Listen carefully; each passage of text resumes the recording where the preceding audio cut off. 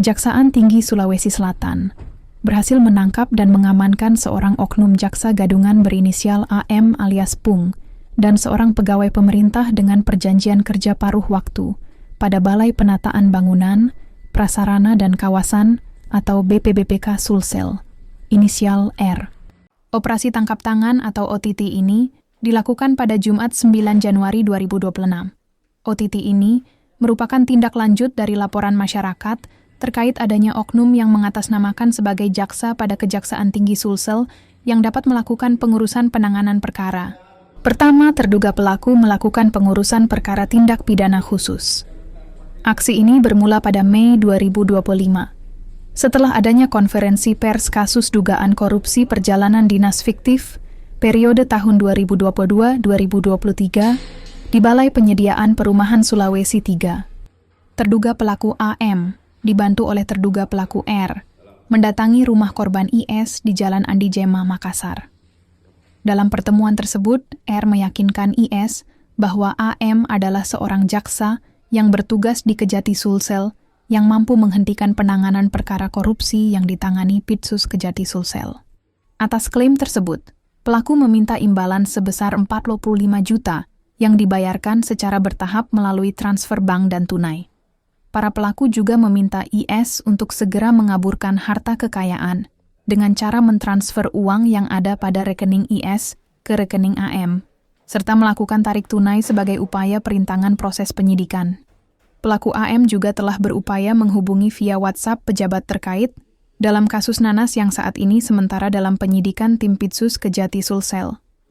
Selain menawarkan pengurusan penanganan perkara Pitsus, terduga pelaku AM juga menawarkan jasa kepada korban IB, anak dari IS, untuk meluluskan menjadi CPNS Kejaksaan RI Formasi Jaksa. Untuk meyakinkan korbannya, terduga pelaku melakukan serangkaian kebohongan.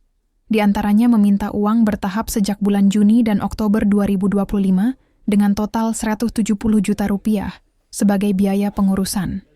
Selain itu, meminta uang 5 juta rupiah untuk biaya pembuatan seragam dinas kejaksaan.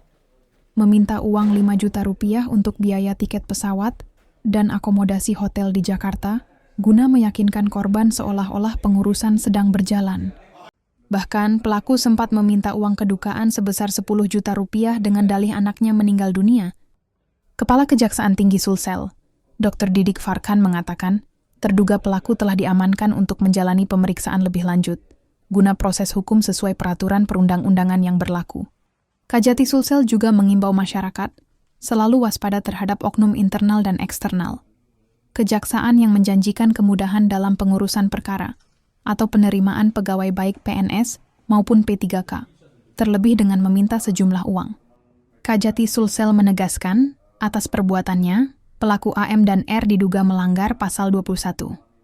Undang-Undang Nomor 31 Tahun 1999 yang telah diubah dengan Undang-Undang Nomor 20 Tahun 2001 tentang pemberantasan tindak pidana korupsi terkait tindakan menghalangi penyidikan atau upaya pemberantasan korupsi.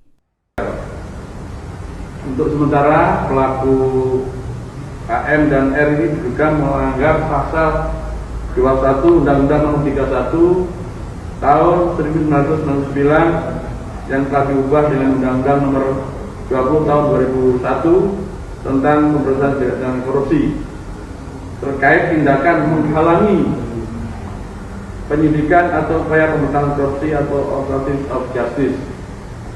Saat ini terduga pelaku telah diamankan untuk pemeriksaan lebih lanjut.